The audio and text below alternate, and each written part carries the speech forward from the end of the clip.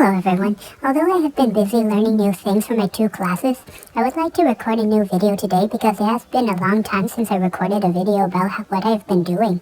For anyone that's watching this video, I would like to ask you how are you since the beginning of the year. You can comment on this video to let me know what you have done so far this year. For me, I would like to tell you about what I have done.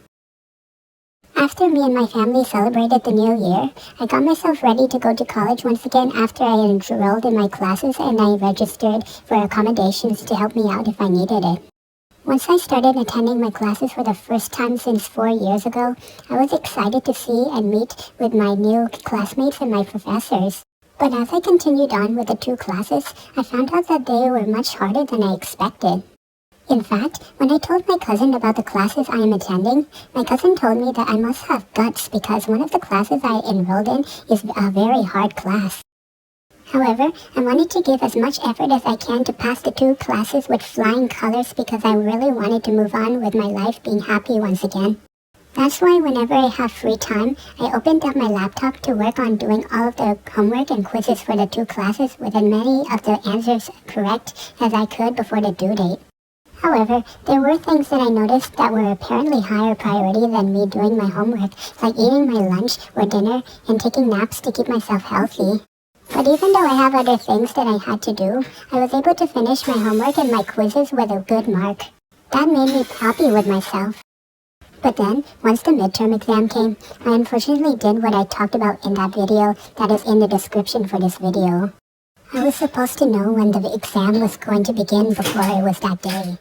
But because I forgot to check when it would start, I ended up doing my midterm exam as soon as I found out that it was that day. What was even worse was that I did all of my homework and made sure I got the right answers to all of the questions. But on the day of the exam, I found out that I forgot everything entirely, which really scared me because if you don't know yet, exams take up a big portion of your overall grade. And because of that, although I had extra time for my exams because I registered for accommodations, I just couldn't find out the answers to most of the questions in the exam. And then, once I submitted my exam before the due date, I was just too ashamed to even look at what mark I got for the exam because I expected myself to do much better than what I got. To be honest, the mark I got from the exam really affected me because I admit that I have been comparing myself to my friends and my cousins. Because I desperately wanted to catch up with them so that I could do the same things that they were doing and to be as happy as they were. But after I talked to someone who wanted to know how I've been feeling, the person then told me that it's not over for me.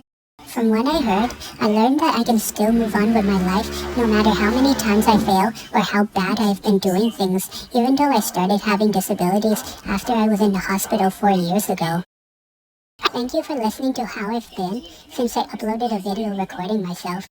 If you can, please like this video, subscribe to my channel while clicking on the bell.